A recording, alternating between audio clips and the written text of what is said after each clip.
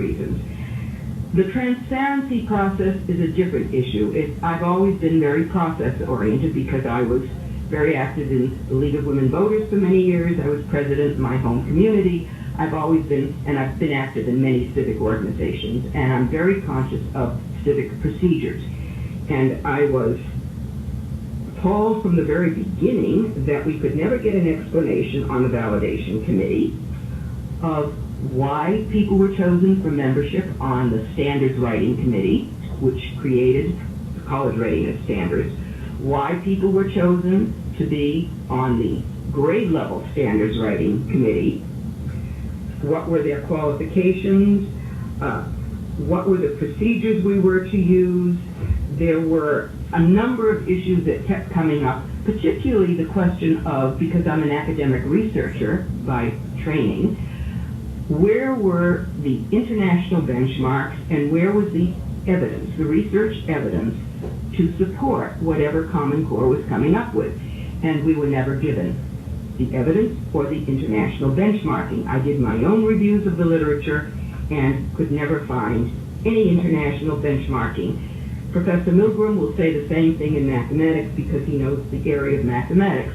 We are not internationally benchmarked. Common Core math standards are not internationally benchmarked, whereas the current revision of the math standards in Texas will be internationally benchmarked.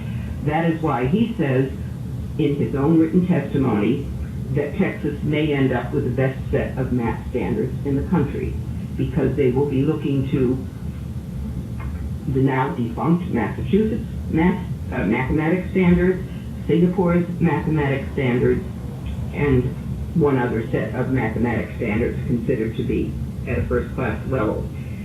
So the lack of transparency that dominated the development of Common Core standards, to the point where, and I found this to be a very telling remark, validation committee was appointed in September 2009, and we were told that our function was to ensure that Common Core standards were internationally benchmarked and supported by a body of research evidence, which we never got.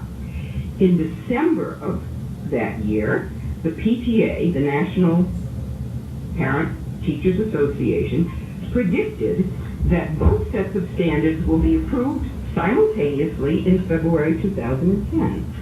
And I thought to myself, well, how are they in possession of this knowledge of when we are going to simultaneously approve both sets of standards when we haven't even seen any of the details, nor were the standards developed by them?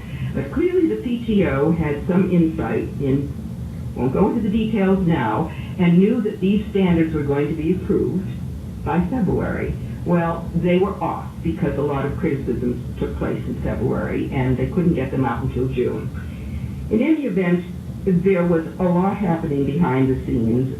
We never could find out, and so 5 of us on this 25-member committee did not sign off. The others did, and they never saw the evidence, but apparently it didn't matter.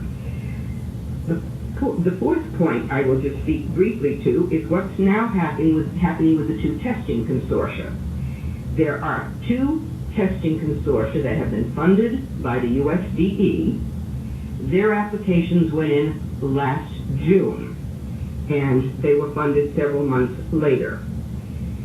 They are now, according to their applications, developing curriculum guides, curriculum frameworks, curriculum materials, and instructional materials, all behind closed doors because they are not a civic body. They are 2 separate, independent groups who got contracts to develop the common test based on Common Core standards.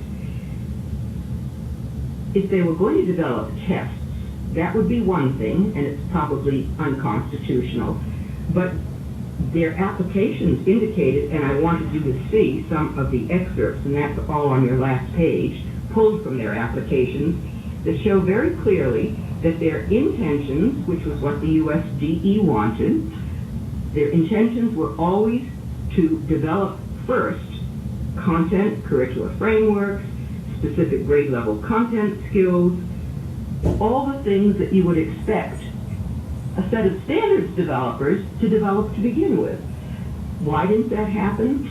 It gets to be a complex picture, but the generic skills that characterize the English standards developed by Common Core have no content. There's nothing a test developer can do with them because they don't specify where you get your content from. A reading passage. If you want to give a reading passage for a test, where are you going to get the reading passage from? So the test developers are now developing the national curriculum for all of us behind closed doors. This, to me, is an affront to some of the basic civic processes that I had to follow when I was in the Department of Education. Yeah, no kidding. I mean, and this is all under the leadership of Arnie Duncan. Yes, these were in the application Who criteria. supposedly gets good marks for some of the stuff that I've heard on both sides of the aisle. And which vendors won these contracts? Is this Pearson? There are two testing consortia, and you can see their initials and names on the last page. One is called Smarter Balanced Assessment Consortium. Someone named Linda Darling Hammond from California is in charge of that one. Also, a woman named Susan Gendron, who was the commissioner of that in Maine. The other one is Achieve, Mike Cohen's Achieve. And that one is called PARCC. That's the acronym for Partnership for the Assessment of Readiness for College and Careers. In other words, they were put together as NGOs. And they applied, and they now, as separate entities, this is the point, they're private contractors who are going to be developing curriculum material, instructional material. That one I was really surprised at. They're going to tell teachers how to teach as well as what to teach. All taking place behind closed doors because no one knows who they're going to call on for content specialists to help them develop the frameworks or the content specifications so that they can then develop the test items based on them. In other words, you can't really develop test items well until you know what the curriculum is. Do you have a sense of what the size of these contracts are? The size? The price point? $160 million each. This was a piece of money that Duncan had set aside. There was $350 million for the testing consortia, and each one got 160 something each. So they have this money now for several years, and they promise that these common tests will be ready in 2014, 2015, based on the standards, but actually based on the curriculum that they have developed based on the standards. You see how there's a game that's, as far as I'm concerned, going on. In the Department of Education, never could have done that by law. And basically all behind the curtain. Absolutely. So we get occasionals have some turbulence around our SBOE and have people, back and forth, give and take. But at least it's out in the open, and there's a give and take. And they have elected officials, and we have representation and hearings, and none of that's happening. There's no public comment process built in. I mean, that's a central feature of a standards or whatever you're developing process for a governmental agency to go through. You have to send out or post a public comment draft. They have no obligation to do so. They have no obligation to gather feedback. They have no obligation to revise based upon the feedback. In fact, you don't even know what the feedback will be. That was a different problem with Common Core Standards. They finally sent out a public comment draft. When I asked to see the public comments, because I was in the Department of Education and I know that they all have to be available, you don't have to produce them for a board of ed to look at because it would be a staggering amount.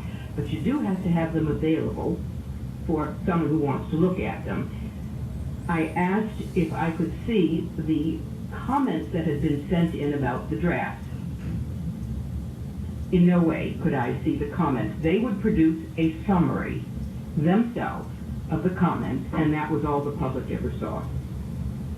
But there's no independent examination of these comments that were sent in for that.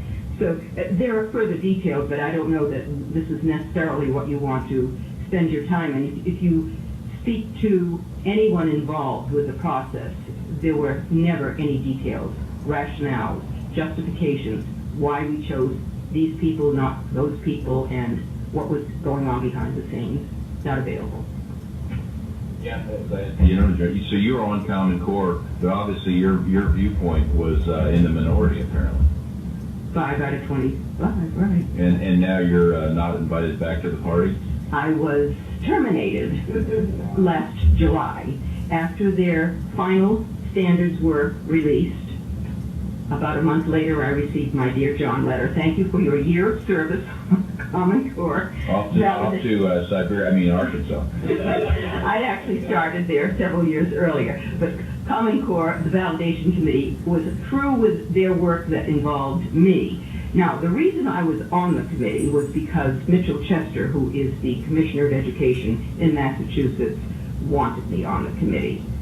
At that time, he thought I could be an effective voice for high standards.